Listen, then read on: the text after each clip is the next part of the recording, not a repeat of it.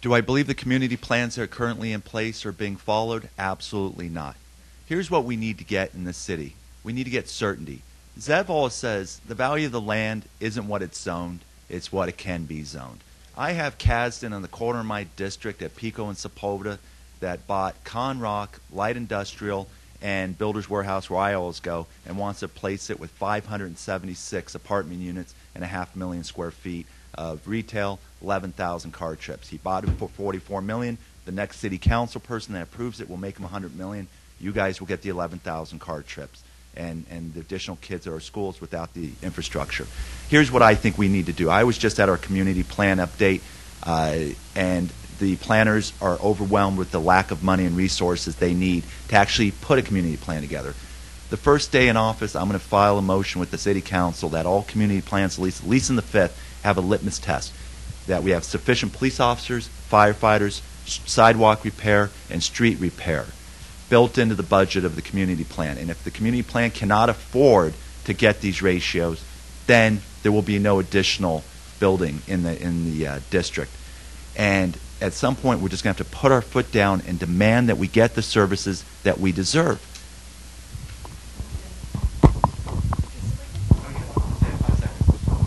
And no, I do not support variances to make sure that there's some certainty in the plan. Sorry, no.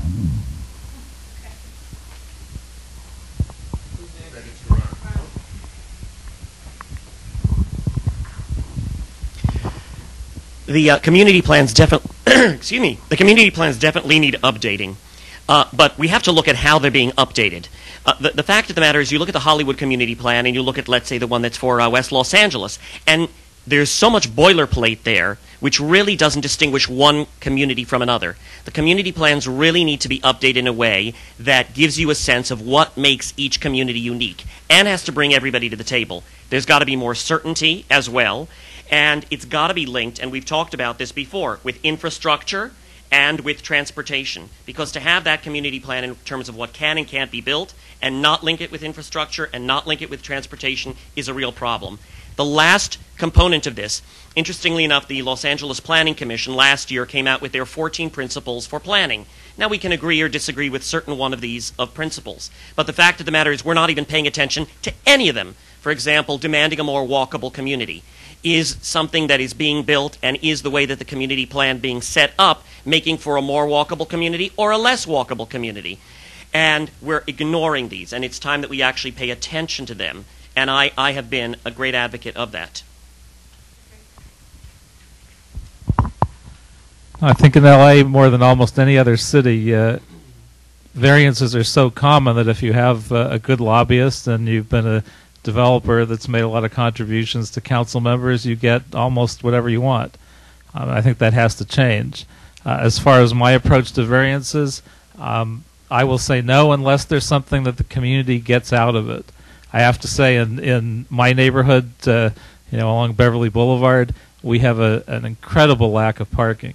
If a developer came along and wanted to add 20 feet to their project and said, I will give you a floor of parking for the community, I would look at that. If the community supported it, I would be fine with it.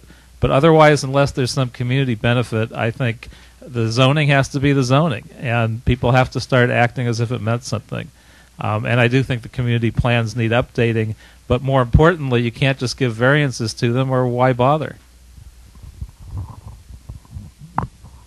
I agree with all the comments that have been said. In order for a variance to be something that the community would benefit from is the only reason to support something. If there's a community benefit given, whether that is services and supplies for public safety or for schools or for parks or for libraries, something that the community wants and will benefit from. Otherwise, no. And yes, of course, the community plans need an updating.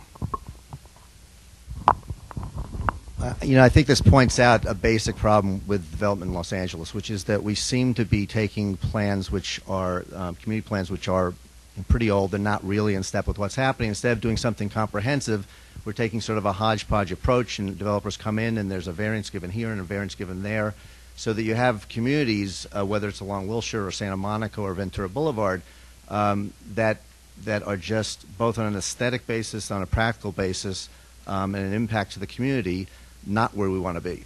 So we need to look at these things comprehensively. The plans do need to be updated, and variances should not be given unless there's some compelling reason, and as everybody else said, that maybe the community gets something out of that.